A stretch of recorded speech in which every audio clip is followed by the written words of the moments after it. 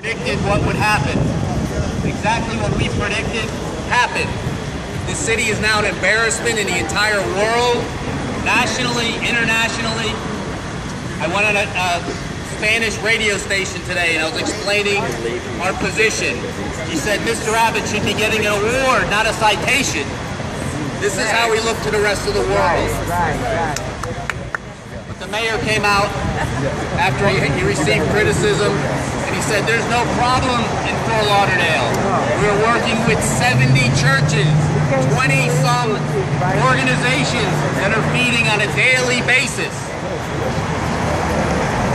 Thanks to Bob Norman, one of the few reporters that actually reports the news and investigates what people say, he investigated and asked for a list of those churches and those organizations. And there were nowhere near the amount that he said. In fact, there were about 4 or 5. We need 70 churches to feed in a 33 square mile area. But that's not a fact right now. So we need to deal with truth. We need to be feeding people all over this city. We can't just have one place down past where nobody wants to go, where nobody can get to. Yesterday I saw a video from Thanksgiving. A lady could barely walk. She needs to have food brought to her. And we had the Good Samaritans that will bring food to her. And those people should be given awards, not citations, and not jail time. This is a civil rights issue. Criminalization of the homeless is a civil rights violation. It's a human rights violation. You don't help somebody by criminalizing them and sending them to jail, and it's using the jail as your shelter system.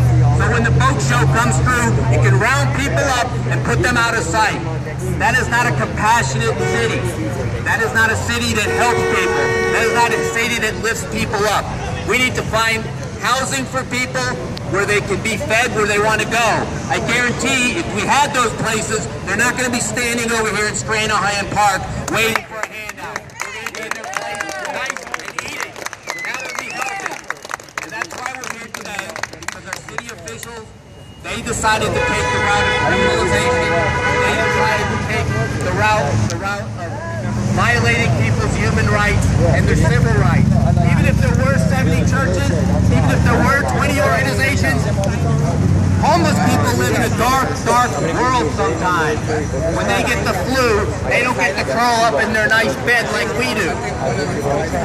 If Mr. Abbott or somebody else wants to give them a nice meal on the beach for 45 minutes to an hour, we should be allowing those people to have some light come into their life.